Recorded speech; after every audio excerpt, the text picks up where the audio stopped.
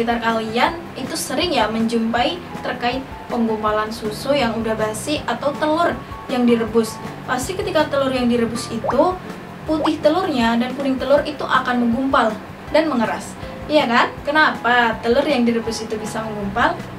Ya, telur mentah itu dia memiliki fase terdispersi berupa protein yang kemudian terjadi perubahan dari cair menjadi padat.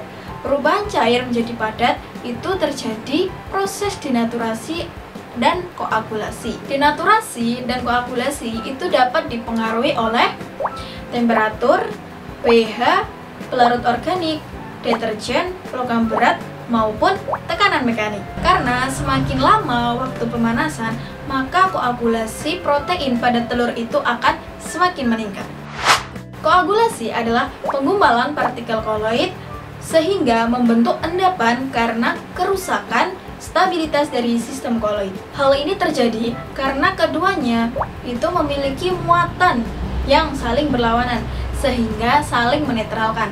Koloid yang telah dinetralkan itu tidak lagi mengalami tolak-menolak sehingga bisa berkelompok atau menyatu.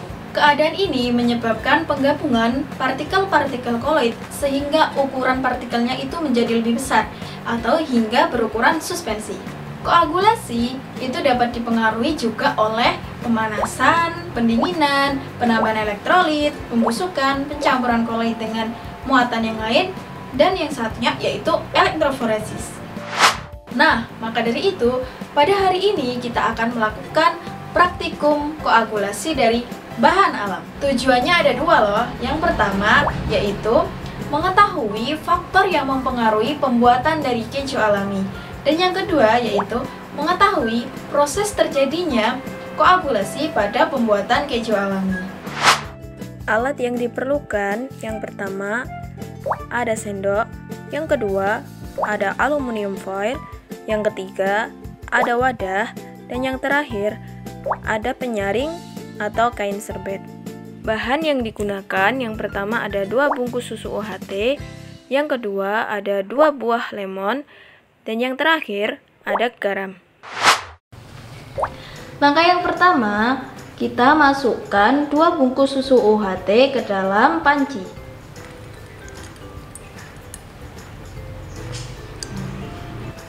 Langkah yang kedua, kita panaskan susu UHT.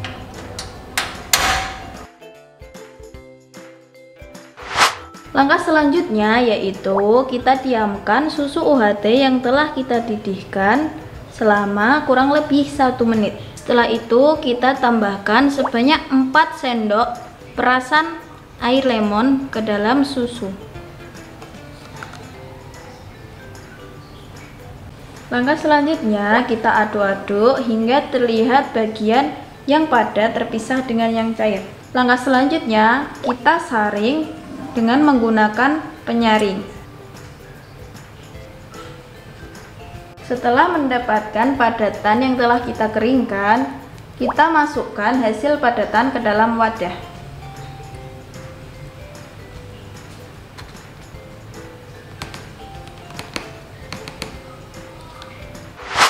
Kemudian kita berikan garam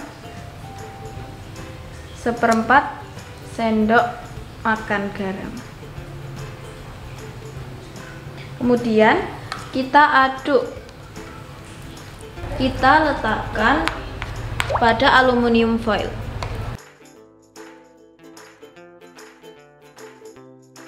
Kita bungkus ya teman-teman.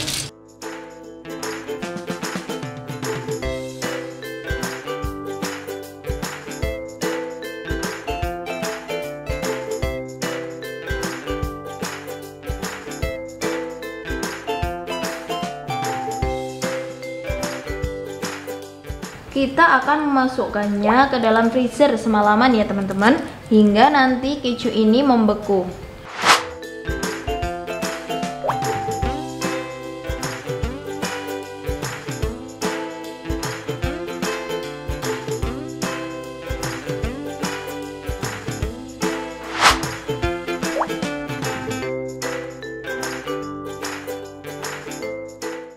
Proses terjadinya koagulasi ini bisa dilihat pada saat protein pada kasein susu itu menggumpal yang menghasilkan curd dan whey sebagai produk akhirnya. Nah, curd yang terbentuk itu selanjutnya akan diproses menjadi keju. Jadi penggumpalan protein itu dilakukan dengan menambahkan agen koagulan yang berupa perasan air lemon yang bersifat asam. Gimana sobat? Kimia keren kan? Nah, yuk ikutin terus terkait praktikum-praktikum kimia yang lainnya. Sampai jumpa.